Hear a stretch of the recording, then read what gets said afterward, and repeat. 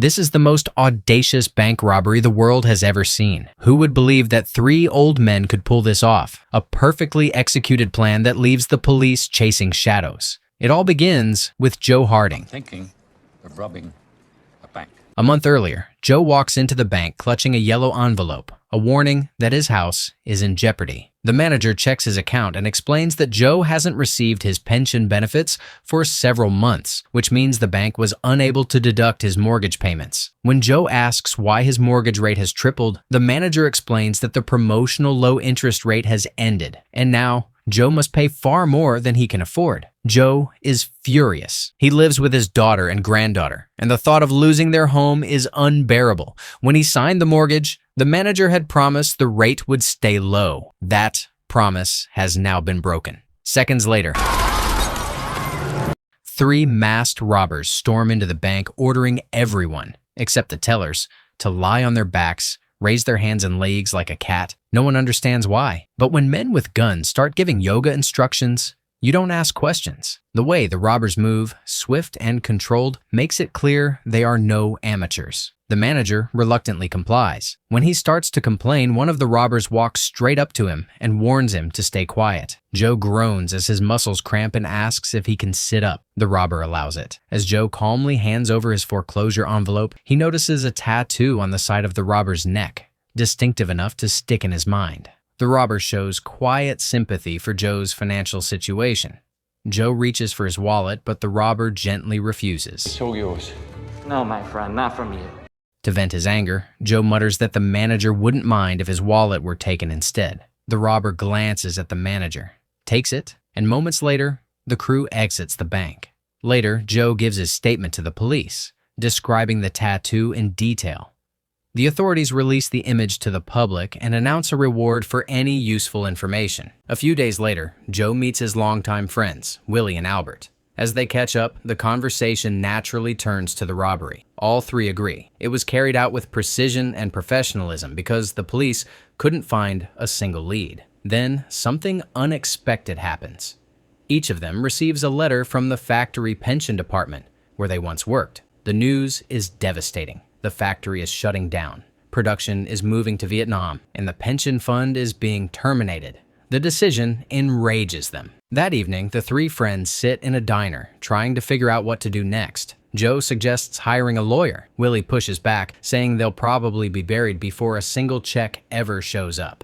Joe gets home to find another envelope from the bank, this time a red one. It states that his house will be taken in 1 month. For a long time, Willie has been battling kidney failure, surviving on regular dialysis. Now his condition has worsened. Only a transplant will save him. But during a video call with his daughter and granddaughter, he puts on a brave face, carefully concealing how serious things have become. Meanwhile, Albert teaches saxophone to a teenage boy, after months of lessons with no progress. Albert finally loses patience and tells him to find something better to do with his life. After leaving the student's house, Albert chats with the boy's grandmother, Annie, who flirts with him. He politely refuses her attention. He has no money and no reason to lead her on. Meanwhile, Joe picks up his granddaughter Brooklyn from school, ignoring her protests that she's old enough to walk home alone. She lights up as she shows him her biology test, an A+, and eagerly reminds him of the puppy he promised if she kept her grades up. A few days later, the three buddies gather to celebrate Willie's birthday. Joe surprises him with a wristwatch, with his granddaughter's photo tucked inside. In a quieter moment, Joe admits he wants to rob the bank. The others laugh it off at first, assuming he's joking. Then Joe pulls out the red envelope. The mood shifts as he explains his house will be taken in 1 month. Joe lays it all out. He suggests robbing the bank, not for greed, but as payback. Even if everything goes wrong, they'd end up in prison, where they'd at least have a bed, 3 meals a day, and proper medical care. The fear of losing his home keeps Joe tossing and turning all night, so he calls his friends about the robbery. Willie agrees right away, while Albert hesitates but eventually agrees. Probably because he has nothing better to do. Before going full heist mode, they decide to run a practice mission. Joe and Willie plan to hit a small supermarket where Annie works.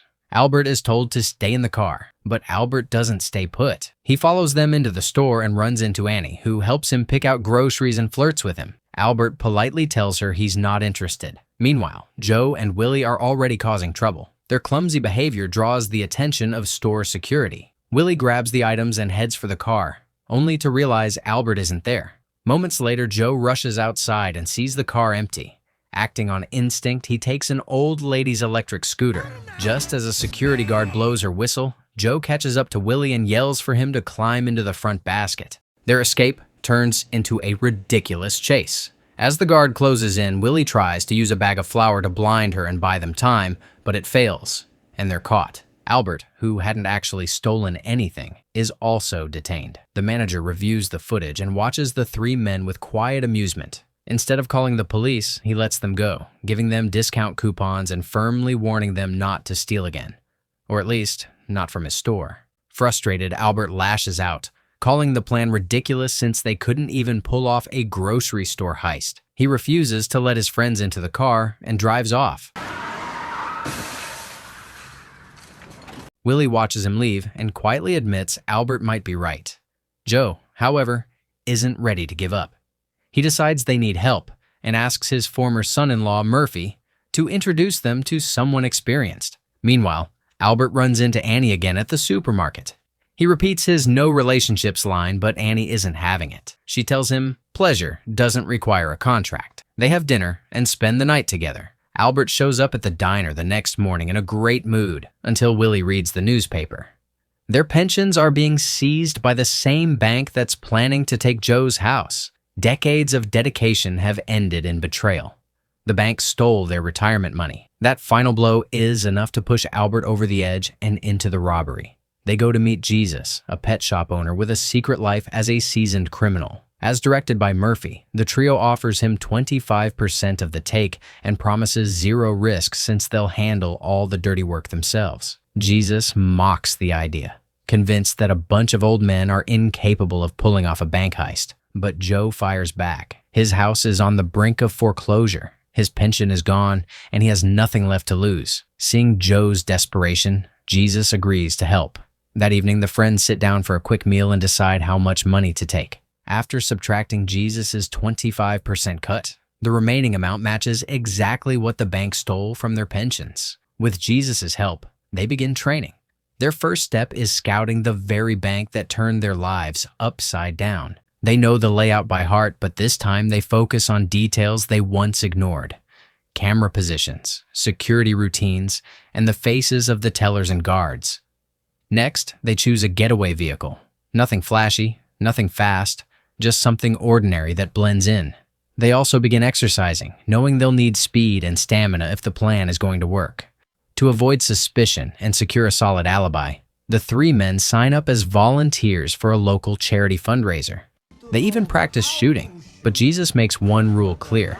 The goal is to steal money, not to hurt anyone. On the morning of the robbery, Joe tries to repair Murphy's strained relationship with his daughter, just in case the plan goes wrong. He tells Brooklyn that her father will be picking her up from school that day. After a brief hesitation, she agrees to give him another chance. Murphy pleads with Joe to abandon the robbery, but Joe refuses. One thing is clear. If he doesn't come back, Murphy must stop making excuses and take responsibility for his daughter. Not long after, the trio attends a charity fundraiser to establish a solid alibi. When the moment is right, they quietly slip away from their duties and regroup in the van. Joe distributes the guns, loaded with blanks, meant to scare, not to kill. As Willie pulls up in front of the bank, the men pull on their masks and storm inside. Albert fires a shot to grab everyone's attention, and the bank falls silent. Joe and Willie spring into action, executing the plan flawlessly as tellers stuff cash into bags. A little girl nervously offers her doll, as if the robbers might want it. Willie's attention wavers. She reminds him of his granddaughter, and for a brief moment he stops to speak with her. Suddenly, Willie struggles to breathe and collapses. The girl lifts his mask to help him and notices his watch.